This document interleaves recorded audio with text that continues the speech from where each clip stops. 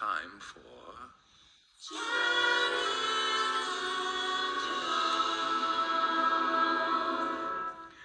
John is off sick.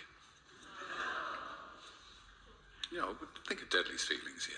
Today, John has had to take some time off from his junior traffic boy job at the BBC, as he had an accident at the hairdresser's when they cut off one of his biggest curls. And John tried wrapping it in a packet of frozen peas, but the hospital couldn't do anything. Poor John. John was supposed to be doing some training for some of the new regional newsreaders. John likes training.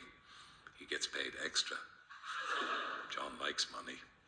John's friend Alan has agreed to stand in for him. Kind Alan. Alan is a bingo caller from Wealdstone.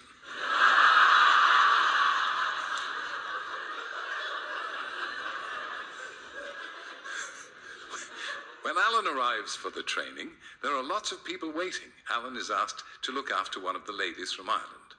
Alan introduces himself to Mrs. James. Mrs. James is from Termonfeckin. See the castles. Alan says, "That's an unusual badge, Mrs. James." And Mrs. James says, "Please call me Antoinette. It's a badge from the Irish Countrywomen's Association." And Alan says, "Have you done anything like this before?" And Mrs. James says, "Yes, I worked at the BBC a long time ago as a studio assistant."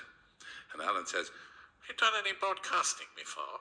And Mrs. James says, "No, but I did work with quite a lot of the presenters. I remember we all used to go to the pub around the back. Some of the presenters used to drink quite a lot, but I only ever had a glass of bone, usually."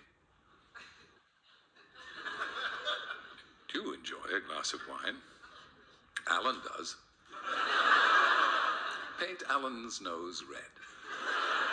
Alan says, here's my other hand. "Some of the presenters used to have a drink in the studio before going on air too." And Mrs. James says, "Yes, I'd quite often join him for a drop of scotch. I was always a cup half full type of person." I remember one spry old traffic assistant called John, who used to dress like a French duke. I used to get a tickly throat, and he'd let me have some of his special throat lozenges. They always seemed to be loose in his trouser pocket rather than in the tin. I didn't like the throat spray. I always managed to get it up my nose. What fun. See Alan take Mrs. James through to the studio to show her what to do. Are you good at training? Alan is. After the training is over, Alan waves goodbye to Mrs. James and calls John to let him know how it went. Ring, ring goes the phone. What a cheap show this is. See John hop and skip to the phone. When John has finished talking to Alan, Janet says, "Who was that on the phone?" God, he's rough. You can hardly speak with him. And John says, "That was Alan. He was telling me that one of the ladies who was in today remembered me from the last time she was there. He said she was a full half-cup woman who used to rummage around in my trousers for something for her to tickle. She didn't like the spray very much because it always went up her nose."